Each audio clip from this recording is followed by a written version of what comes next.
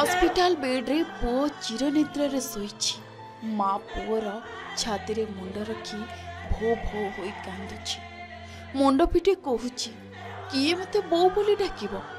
उठ रे बाबा उठ, देख तो बोऊ मते बो बोली डाक थरे। मो धन मो सोना ए तोर कौन होईगला? पुओ को एपरी अवस्था देखि धैर्य रहु थाए मार। कौन बा से करि परिबो? हठात पुओ सह आखि सामना रे एमिति किछि घटिगला। माँ चाहिकी भी किछि करि परिलानी। से स्वप्न रे सुधा भाबी नथिले पुओ एमिति को एका करी छाड़ी चली जिवो बोली। पूरा परिवार रे खेली जाइछि शोकर छाया। बालेश्वर जिला खैरा थाना अंतर्गत नुआगाँ बड़ गाँर जेजे बापांको दशाहरे नातीर मृत्यु घटिछि। नुआगाँ बड़ ग्रामर जेजे बापा उपेन्द्र लेंकांको दशाह कर्म स्थानीय पंचायत पोखरी निकटरे चलीथिला। मुंडन पर श्रीधर लेंकांको सान पुओ जगमोहन पोखरी रे गाधेया पई जाइथिले। हठात तांकर गोड़ खसी जिबारु पोखरी रे बुड़ी जाइथिले। ग्रामवासी परिवार लोक माने मिसी बहु खोजाखोजी पर मध्य पुओ को पाई नथिले। पर औपदा दमकल बाहिनी पहुंची खोजाखोजी करथिले। पोखरीरू तांको उद्धार करी खैरा मेडिकल निया जाइथिला। मात्र सेठारे नाती को मृत घोषणा करथिले डाक्तर। मृत जगमोहन खैरा कॉलेज रो युक्त 3 कलार प्रथम वर्ष रे पाठ पढुथला।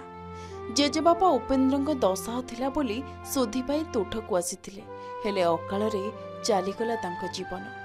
एने अभियोग पाई पुलिस मृतदेह को जबत करी व्यवच्छेद निमंते सोर पठाइछि।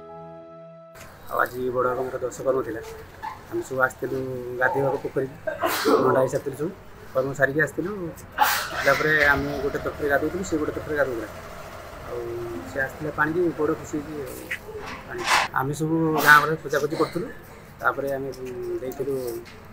दमकल बाहिनी आस खोजाखोजी बाहर कलु बर्तमान नेगेटिव रिपोर्ट आस।